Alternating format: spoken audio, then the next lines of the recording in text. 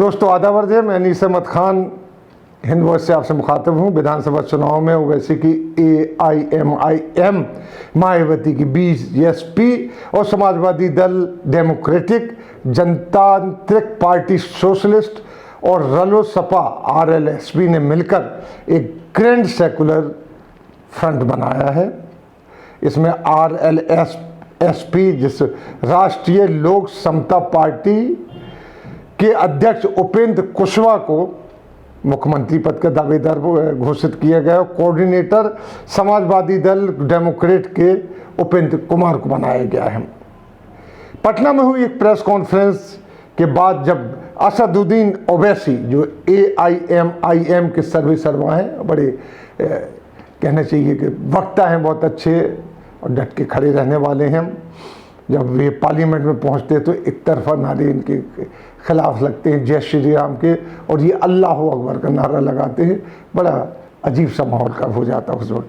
तो पटना में हुई एक प्रेस कॉन्फ्रेंस के बाद जब असदुद्दीन ओवैसी से पूछा गया कि लालू और नीतीश में सबसे बड़ा सेकुलर कौन है, तो ओवैसी का चौंकाने वाला और बड़ा मुंह तोड़ जवाब था कि हम कोई सेकुलरिज्म की दुकान थोड़ी खोल रहे हैं, ना ही नोटरी की हम लोगों की दुकान है कि हम लोग मोहर लगा लगा के सेकुलरिज्म के कोई सर्टिफिकेट बांट रहे हैं स्टैंप लगाकर। फिर लालू नीतीश की नज़र में सबसे बड़ा जो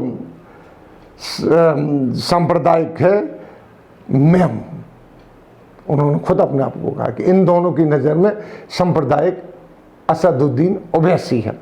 इसी के साथ उन्होंने बिहार के सत्तारूढ़ जो ND है उस पर निशाना साधते हुए सवाल पर सवाल उठाते हुए कहा कि पटना देश सबसे गंदा शहर है, देश का सबसे गंदा शहर पटना है। यहाँ सांस के मरीज सबसे ज़्यादा पाए जाते हैं। 30% से ज़्यादा जो पेशेंट हैं वो सांस के मरीज के हॉस्पिटलों में एडमिट हैं। इसका जवाब बिहार और NDA सरकार क्यों नहीं देती, इन बातों में क्यों उलझाती है हम लोगों को।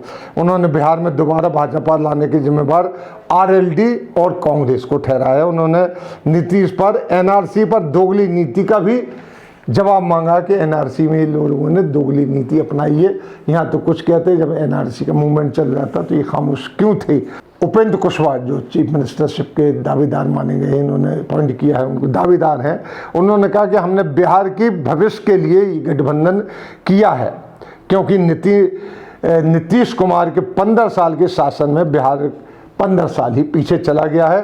बिहार की शिक्षा व्यवस्था चौपट हो गई है और यहाँ से युवाओं का पलायन नहीं रुक पाया है। आज भी मनी ऑर्डर इकोनॉमी बिहार में चल रही है। वहीं बिहार के चुनाव की दूसरी बड़ी खबर यह है कि RJP ने बिहार में जो पहले चरण के चुनाव में 42 विधानसभा सीटों की घोषणा की है, जिसमें मात्र 3 मुस्लिम उम्मीदवारों को टिकट दिया है।